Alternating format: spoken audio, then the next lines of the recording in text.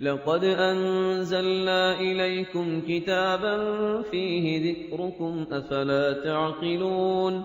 हमने तुम्हारी तरफ ऐसी किताब नाजिल की है जिसमें तुम्हारा तज़किरा है, क्या तुम नहीं समझते?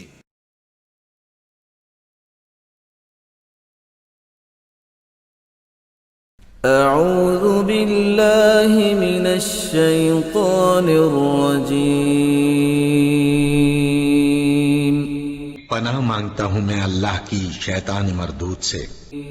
बिस्म इल्लाहिर रहमानिर रहीम।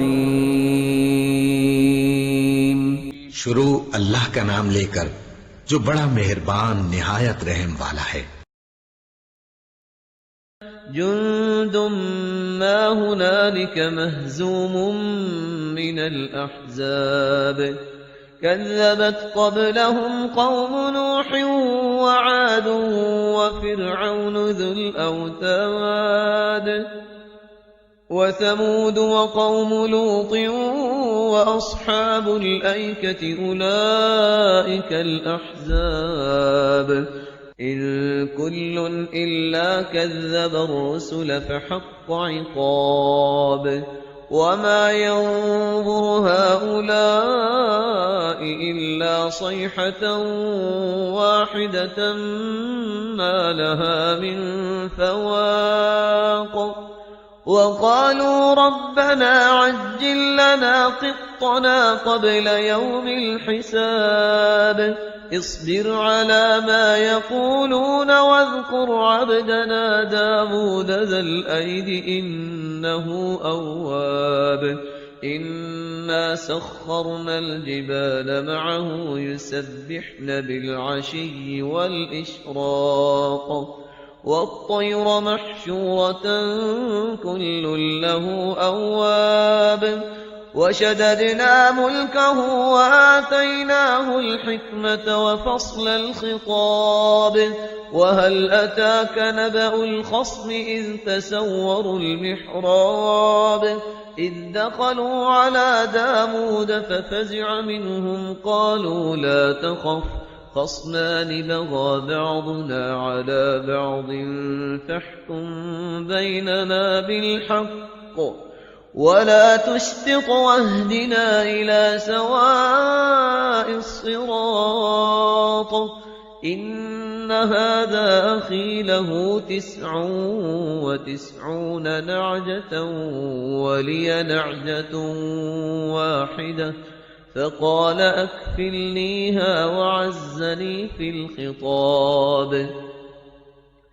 قال لقد ظلمك بسؤال نعجتك إلى نعاجه وإن كثيرا من الخلطاء ليبغي بعضهم على بعض إلا الذين آمنوا وعملوا الصالحات وقليل ما هم وظن داود أنما فتناه فاستغفر ربه وخر راكعا وأناب فغفرنا له ذلك وإن له عندنا لزلفى وحسن مآب يا داود إنا جعلناك خليفة في الأرض فاحكم بين الناس بالحق ولا تتبع الهوى فيضلك عن سبيل الله إن الذين يضلون عن سبيل الله لهم عذاب شديد بما نسوا يوم الحساب نحمده ونصلي على رسوله الكريم أما بعد فأعوذ بالله من الشيطان الرجيم بسم الله الرحمن الرحيم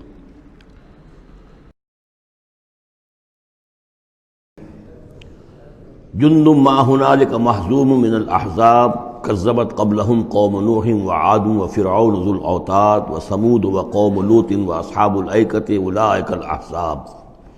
إن كل إلا كذب الرسل فحق عقاب صدق اللہ العظیم۔ یہ بھی ایک لشکر ہے ان میں سے کہ جو اس سے پہلے ہلاک کیے جا چکے ہیں، ان کی قسمت میں بھی اب اسی طرح کی ہلاکت لکھی جا چکی ہے۔ اگلی آیتوں میں ذکر ہو رہا ہے جیسے قوم نوح، قوم ہود، اور اسی طریقے سے ذو الاوتاد، فرعون، سمود اور قوم لوط، یہ سب ہلاک ہوئی ہیں۔ اسی طرح سے اب یہ قریش بھی جو ہے معلوم ہوتا ہے کہ اسی انجام سے دوچار ہونے کا فیصلہ کر چکے ہیں۔ کذبت قبلہم قوم نوح، جھٹلایا تھا ان سے پہلے قوم نوح نے اور عاد نے، وعاد و فرعون، اور فرعون ذو الاوتاد میخوں والا، کیونکہ ان کا لشکر بہت بڑا تھا، تو جب وہ لاؤ لشکر کے ساتھ چلتے تھے تو بہت سے گھوڑوں پر اور خچروں پر تو صرف وہ جو کھوٹے ہوتے ہیں کہ جن سے کہ خیمے گاڑے جاتے ہیں اس کے لیے، تو وہی لدے ہوئے ہوتے تھے۔ وثمود، اور قوم سمود، وقوم لوط، لوط کی قوم، واصحاب الایکہ، اور یہ قوم شعیب جو بن والے تھے۔ اولئک الاحزاب، یہ ہیں وہ جماعتیں، یہ ہیں وہ گروہ، یہ ہیں وہ قومیں کہ جو ہلاک ہو چکی ہیں۔ ان کل الا کذب الرسل، ان سب نے رسولوں کی تکذیب کی، فحق عقاب، تو وہ میرے سزا کے اور میری عقوبت کے مستحق ہو گئے۔ وما ينظر هؤلاء الا صيحة واحدة ما لها من فواق، اور یہ لوگ بھی اب منتظر نہیں ہیں مگر صرف ایک چنگھاڑ کے، ایک ہی چنگھاڑ ہوگی ہماری طرف سے، ما لها من فواق، جس میں کوئی وقفہ نہیں ہوگا، یہ ایک مسلسل۔ آپ دیکھیں کہ اگر کوئی زوردار آواز مسلسل چلے تو یہ انسان کی ہلاکت کا ذریعہ بن جائے گی۔ کبھی کبھی لاؤڈ سپیکر میں خرابی ہوتی ہے اور اس کی گونج پیدا ہوتی ہے، بسا اوقات نماز کے دوران اس کا تجربہ ہوتا ہے، تو جو کیفیت پھر ہو جاتی ہے انسان کی، حالانکہ وہ چند سیکنڈز کی بات ہے، 1-2 منٹ کی بات ہے، لیکن اگر زوردار آواز مسلسل چلے، ویسے بھی آج ہمیں معلوم ہے کہ یہ ساؤنڈ ویوز جو ہوتی ہیں یہ بھی ایک قسم کی انرجی ہے، اور ان ساؤنڈ ویوز کے ذریعے سے بھی یہ سارے کا سارا جو نظام ہے درم برم ہو سکتا ہے۔ یہ اگر اتنی زوردار ویوز ہوں تو ان سب کو توڑ پھوڑ کر رکھ دیں گے جو کہ مادی یہ اس وقت عالم ہے۔ تو ان وما ينظر هؤلاء، مطلب اللہ تعالیٰ کو کوئی اور بہت بڑا کوئی کام کرنے کی ضرورت نہیں ہوتی قوموں کو ہلاک کرنے کے لیے، ایک چنگھاڑ، وما ينظر هؤلاء الا صيحة واحدة ما لها من فواق، لیکن وہ رکے گی نہیں، بیچ میں دم نہیں لے گی، مسلسل۔ وقالوا ربنا عجل لنا قطنا قبل يوم الحساب، اور وہ کہہ رہے ہیں، اور یہ وہ استہزاء کہا کرتے تھے کہ پروردگار یہ جو محمد کہہ رہا ہے صلی اللہ علیہ وسلم کہ ہمارا کوئی حساب کتاب ہونا ہے، تو جو ہماری بیلنس شیٹ ہے وہ ہمیں ابھی دے دے، یوم الحساب سے پہلے ہمیں تو ابھی وہ ہمارا بتا دے کہ کیا ہماری بیلنس شیٹ ہے۔ قطنا، چٹھی ہماری، پچھلے زمانے میں جو چٹھے بنتے تھے، کاروبار کا سالانہ چٹھا بنتا ہے کہ یہ آمد، یہ خرچ اور یہ بچت۔ ربنا عجل لنا، جلدی دے دے ہمیں، لنا قطنا، ہماری چٹھی، ہمارا کریڈٹ اور ڈیبٹ بیلنس جو ہے بیلنس شیٹ دے دے، قبل یوم الحساب، اس یوم الحساب سے پہلے۔ اصبر علی ما یقولون، اے محمد صلی اللہ علیہ وسلم آپ صبر کیجئے جو کچھ یہ کہہ رہے ہیں۔ واذکر عبدنا داود، اور آپ تو ذرا تذکرہ کیجئے داود کا، ہمارے بندے داود کا، ذل عید، جو بڑی قوت والا تھا، انہ اواب، اور ساتھ ہی وہ بہت ہی رجوع کرنے والا تھا اللہ کی جناب میں۔ انا سخرنا الجبال معه، ہم نے تو اس کے ساتھ پہاڑوں کو مسخر کر دیا تھا، یسبحن بالعشی والاشراق، جو اس کے ساتھ ہی تسبیح کرتے تھے اس کی آواز میں آواز ملا کر، شام کو بھی اور صبح کے وقت بھی۔ والطیر محشورا، اور پرندے بھی کہ جو جمع کر دیے جاتے تھے، جو ان کے ساتھ مل کر حمد کے ترانے الاپتے تھے۔ کل لہ اواب، یہ سب کے سب اللہ کی طرف رجوع کرتے تھے، یا یہ کہ یہ سب کے سب رجوع کرتے تھے حضرت داؤد کی طرف، اور پھر داؤد جو ہے وہ گویا کہ ان سب کے ساتھ اللہ کی جناب رجوع کرتے تھے۔ وشددنا ملکہ وآتیناہ الحکمۃ وفصل الخطاب، اور ہم نے اس کی جو حکومت تھی اسے خوب مضبوط کیا تھا، اور ہم نے اسے حکمت عطا کی تھی اور فصل الخطاب بھی عطا کیا تھا، یعنی فیصلہ کن بات کہنے کی صلاحیت، ایسی بات کہی جائے جس سے کہ لوگ سب مطمئن ہو جائیں کہ ہاں یہ بات ٹھیک ہے، فیصلہ کن بات ہو، دو ٹوک ہو، اور یہ کہ سب کے لیے موجب اطمینان ہو۔ وَهَلْ أَتَاكَ نَبَأُ الْخَصْمِ، اب یہ جو 3-4 واقعات اس صورت میں آ رہے ہیں یہ مشکلات القرآن میں سے ہیں۔ اس کی وجہ یہ ہے کہ یہ ہیں واقعات، لیکن ان کی یہاں پہ صرف اشارے کنائے میں قرآن نے تذکرہ کیا ہے۔ ان کی تفصیل کے لیے اگر ہم رجوع کرتے ہیں تورات کی طرف تو وہاں ہمیں کچھ قصے ایسے ملتے ہیں کہ جو انبیاء کی شان سے پوری طرح مطابقت نہیں رکھتے، لہذا ایک بہت یوں سمجھیے کہ ایک ہمارے لیے شش و پنج کا مسئلہ ہے کہ مفسرین واقعہ تو اس طرح کا ہے، معلوم ہوتا ہے کہ کہیں کو خطا ہوئی ہے اور ہو جاتا ہے، آخر نبی اور رسول جو ہے وہ بھی سب اللہ کے بندے تھے، اور اللہ تعالیٰ کی طرف سے خصوصی حفاظت ان کی ہوتی تھی۔ وہ معصوم ہوتے تھے بئی معنی یہ نہیں کہ ان کے اندر کوئی غلطی کا رجحان ہی کبھی پیدا نہیں ہو سکتا تھا، وہ تو اگر یہ رجحان ہی پیدا نہ ہوتا تو فرشتے ہوتے، پھر وہ انسان نہ رہتے۔ جب تک وہ انسان تھے تو اس رجحان کے پیدا ہونے کی نفی ہم نہیں کر سکتے، لیکن یہ کہ اللہ انہیں بچا لیتا تھا، روک لیتا تھا۔ تو وقت کے اوپر بچا لینا، روک لینا، جیسے حضور کے بارے میں آتا ہے کہ آپ اپنی وہ نوجوانی کے دور میں حضور فرماتے کہ 2 مرتبہ میں نے ارادہ کیا کہ وہ جو میلے ہوتے تھے جہاں پر کچھ وہ قصے کہانیاں ہوتی تھیں، وہاں پر فوش گوئی بھی ہوتی تھی، شاعر جو ہے وہ ایسے ایسے اپنے قصیدے سناتے تھے، اپنے معاشقوں کی تفاصیل بیان کرتے تھے، تو 2 مرتبہ حضور کہتے ہیں میں نے ارادہ کیا کہ میں بھی ان میں جاؤں، دیکھوں کیا ہوتا ہے، وہاں پہ میں بھی شریک ہوں، لیکن دونوں مرتبہ یہ ہوا کہ فاصلے پر ہوتا ہوگا، ظاہر بات ہے کہ عین مکے میں تو نہیں تھا وہ، تو جیسے عکاس کا بازار جو ہے وہ ذرا فاصلے پر لگتا تھا، تو راستے ہی میں کہیں تھوڑی دیر آرام کرنے کے لیے بیٹھے ہیں اور نیند آ گئی ہے، ساری رات سوتے رہے، صبح آنکھ کھلی ہے، تو اللہ تعالیٰ نے بچا لیا کہ وہاں جانے کی شکل ہی پیدا نہیں ہوئی۔ حالانکہ ابھی نبوت آپ کو، ویسے تو نبی پیدائشی نبی ہوتے ہیں، نبوت تو حضور فرماتے ہیں کہ مجھے مل چکی تھی جبکہ ابھی آدم کی روح جو ہے وہ ان کے جسد میں پھونکی نہیں گئی تھی، والآدم بین الروح والجسد، تو عالم ارواح میں بھی نبی کی روح جو ہے وہ تو اپنی اسی امتیازی شان کے ساتھ تھی، لیکن یہ کہ نبوت کا ظہور ہوا ہے جب آپ کی عمر 40 برس کی ہوئی ہے، لیکن اس سے پہلے بھی بچپن میں بھی اور لڑکپن میں بھی اور اس کے بعد آگے جو ہے جوانی اور نوجوانی میں بھی اللہ پوری طرح حفاظت کرتا ہے۔ لیکن حفاظت کا مطلب یہی ہے کہ کوئی غلط بات کا ارادہ اگر پیدا ہو بھی جائے کسی وجہ سے تو اللہ تعالیٰ ایسے انتظامات کر دیتا ہے کہ اس کی تکمیل کی نوبت نہیں آتی۔ اب یہ جو ایک واقعہ ہوا ہے حضرت داؤد علیہ السلام کا، اس کے پیچھے جو قصہ بیان کیا گیا ہے جو تورات میں ہے، وہ تو یہ ہے کہ ان کی بہت سی بیویاں تھیں۔ یہ جو تعدد ازدواج 4 کی پابندی تو حضور کی شریعت میں آ کر ہوئی ہے، ورنہ اس سے پہلے تو آپ کو معلوم ہے بادشاہ لوگ جو ہوتے تھے ان کے حرم ہوتے تھے بڑے بڑے،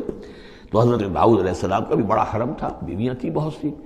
لیکن اسی اثنا میں انہیں کسی اور عورت کے بارے میں ان کے دل میں خیال پیدا ہو گیا، رغبت ہوئی، اس سے وہ شادی کرنے کی خواہش پیدا ہوئی، اور وہ کسی شخص کے نکاح میں تھی۔ اس خیال کا دل میں آنا جو ہے بس اس کے اوپر ٹوکنے کے لیے کہ تم کیا سوچ رہے ہو، یہ غلط بات سوچ رہے ہو، اللہ تعالیٰ نے ایک شکل پیدا کر دی۔ وَهَلْ أَتَاكَ نَبَأُ الْخَصْمِ، اور کیا تمہارے پاس آ چکی ہے 2 دعوے داروں کی خبر، یعنی کچھ لوگ آئے تھے جن کا ایک مقدمہ تھا، ان کی خبر، اِذْ تَصَوَّرُوا الْمِحْرَابَ، جبکہ انہوں نے دیوار پھلانگ کر محراب میں، حجرے میں جہاں حضرت داؤد علیہ السلام اللہ کی عبادت میں یاد میں مشغول تھے وہاں پہنچ گئے، پہرے داروں وغیرہ سے سب سے بچ کر فصیل کو یا دیوار جو تھی اس کو پھلانگ کر آ گئے۔ اِذْ دَخَلُوا عَلَىٰ دَاوُودَ،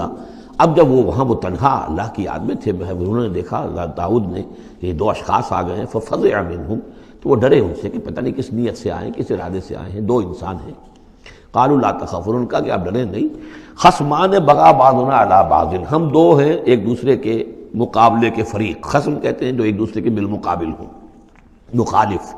ہم 2 مخالف ہیں، بغا بعضنا علی بعض، ہم میں سے کسی نے دوسرے پر زیادتی کی ہے، فاحکم بیننا بالحق، تو ہمارے مابین حق کے ساتھ فیصلہ کیجئے، ولا تشتت، اور دیکھیے اسے ٹالیے نہیں، آپ کہہ کہ کل آنا پرسوں آنا، یہ نہیں، یہ معاملہ ہمارا بڑا ایمرجنسی والا ہے، فوری طور پر ہم چاہتے ہیں کہ آپ ہمیں بتائیں۔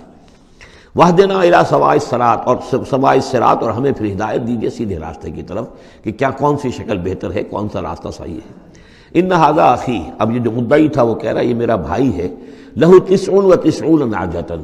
اس کے پاس 99 دمبیاں ہیں، یعنی اس کا جو ہے بہت بڑا جو ہے ریوڑ ہے اس کے پاس، ولی نعجۃ واحدہ، میری ایک ہی دمبی ہے۔ اصل میں اس تورات کے واقعے کو اگر ہم سمجھیں تو اس کا مطلب یہ ہے کہ ایک شخص کے پاس 99 بیویاں ہیں، میرے پاس صرف ایک بیوی ہے۔ فقال اکفلنیہا، اب وہ کہہ رہا ہے کہ یہ بھی مجھے دے دے۔ وعزنی فی الخطاب، اور اس نے مجھے دبا لیا ہے، یعنی دباؤ ڈال رہا ہے مجھ پر، پریشرائز کر رہا ہے، جو گفتگو کرتا ہے تو بڑے زوردار انداز میں کرتا ہے۔ قال لقد ظلمک بسؤالک، بسؤال نعجتک الی نعاجہ، حضرت داؤد نے فوراً کہا کہ یہ تو بڑی ظلم کی بات ہے، واقعتاً اس نے بہت ظلم کیا تمہارے اوپر کہ تمہاری دمبی جو ہے اب اس پر بھی اس کی نظر ہے اور وہ اس کو چاہتا ہے تم سے لے لے اور اپنی دمبیوں میں اس کو بھی شامل کر لے ریوڑ میں۔ وَإِنَّ كَثِيرًا مِنَ الْخُلَطَاءِ لَيَبْغِي بَعْضُهُمْ عَلَىٰ بَعْضٍ، اور یقیناً جن لوگوں کا معاملہ مشترک ہوتا ہے، قریبی رشتہ دار ہوتے ہیں، قرابت دار ہوتے ہیں، جس کو پنجابی میں شریکہ کہتے ہیں، یہ شریکے والوں میں ہوتا ہی ہے کہ ایک دوسرے پر کوئی زیادتی کر بیٹھتے ہیں۔ وَإِنَّ الْخُلَطَاءَ كَثِيرًا مِنَ الْخُلَطَاءِ لَيَبْغِي بَعْضُهُمْ عَلَىٰ بَعْضٍ، کوئی ایک دوسرے پر زیادتی کر بیٹھتے ہیں، إِلَّا الَّذِينَ آمَنُوا وَعَمِلُوا الصَّالِحَاتِ، سوائے ان کے جو صاحب ایمان ہوں اور نیک عمل والے ہوں، وَقَلِيلٌ مَّا هُمْ، اور ایسے لوگ بہرحال کم ہوتے ہیں، زیادہ تعداد میں نہیں ہوتے۔ وَظَنَّ داؤد انما فتناہ، اس پر اچانک خیال آیا داؤد کو کہ یہ تو اصل میں سارا معاملہ جو ہے اللہ تعالیٰ نے مجھے آزمایا ہے، اللہ تعالیٰ نے در حقیقت مجھے متنبع کرنے کے لیے یہ ساری صورتحال جو پیدا فرمائی ہے۔ انہیں اپنے اس خیال کے اوپر پھر جو تنبع ہوا، فاستغفر ربہ، تو انہوں نے استغفار کیا اپنے رب سے، وخر راکعا واناب، اور وہ گر پڑے سجدے کے اندر، رکوع کہہ دیجئے، سجدہ کہہ دیجئے، راکعا گر پڑا جھک کر، اور رجوع ہوا، اس نے اللہ تعالیٰ کی طرف اپنے آپ کو پوری طریقے سے متوجہ کر لیا۔ یہ آیت سجدہ ہے۔ یہ جو بھی اسرائیلی روایت اس سلسلے میں آئی ہے، اس کے ضمن میں حضرت عبداللہ ابن عباس رضی اللہ تعالیٰ عنہ کا ایک اثر بھی موجود ہے اسی نوعیت کا، یعنی ان کا قول بھی موجود ہے۔ اب یہ نہیں کہا جا سکتا کہ وہ مرفوع انہوں نے سنا ہو حضور سے، یا یہ کہ وہ صرف جو ہے روایت انہوں نے یہود سے سنی ہو اور اسی کو بیان کر دیا ہو، واللہ عالم۔ لیکن میں یہ سمجھتا ہوں کہ یہ چیز جیسے کہ ہم پڑھ چکے ہیں اس سے پہلے سورہ احزاب میں، حضور سے کہا گیا کہ اب آپ مزید شادی نہیں کریں گے، وَلَوْ أَعْجَبَكَ حُسْنُهُنَّ، وہاں پر بھی کوئی پردہ تو نہیں ڈالا گیا۔ ہو سکتا ہے کہ کوئی خاتون جو ہے آپ کی طبیعت میں آمادگی پیدا ہو جائے کہ آپ اس سے نکاح کریں، لیکن اب آپ خواہ وہ آپ کو پسند بھی آ جائیں، لیکن آپ اب نکاح نہیں کریں گے۔ تو یہ جو انسانی تقاضے ہیں، ظاہر بات ہے کہ انبیاء کا معاملہ جو ہے، جیسے کہ میں نے عرض کیا، بشریت تو ان کے ساتھ ہوتی ہے اور بشری تقاضے بھی ہوتے ہیں، لیکن نبی معصوم ہوتا ہے اس معنی میں کہ ان کا اس طرح کا کوئی اگر خیال ہو بھی جائے تو اس کی تکمیل اللہ نہیں ہونے دیتا، حفاظت کر لیتا ہے، اسی کا نام ہے عصمت انبیاء۔ فغفرنا لہ ذلک، تو ہم نے وہ جو بھی معاملہ تھا ہم نے معاف کر دیا اسے، وَإِنَّ لَهُ عِندَنَا لَزُلْفَىٰ، اور وحسن مآب، اور یقیناً ہمارے پاس داؤد کا لیے بہت اونچا مرتبہ ہے اور بہت اچھا ٹھکانہ ہے، جہاں وہ جب لوٹ کر آئے گا تو بہت اعلیٰ مقام ہم عطا کریں گے۔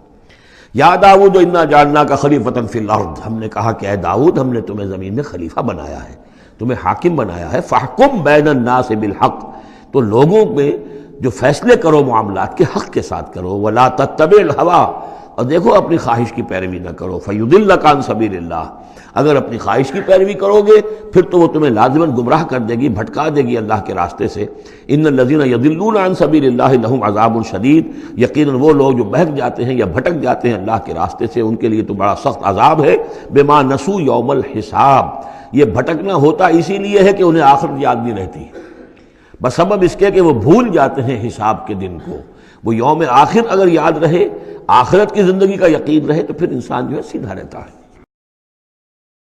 بارک اللہ لی ولکم فی القرآن العظیم ونفعنی وإیاکم بالآیات والذکر الحکیم۔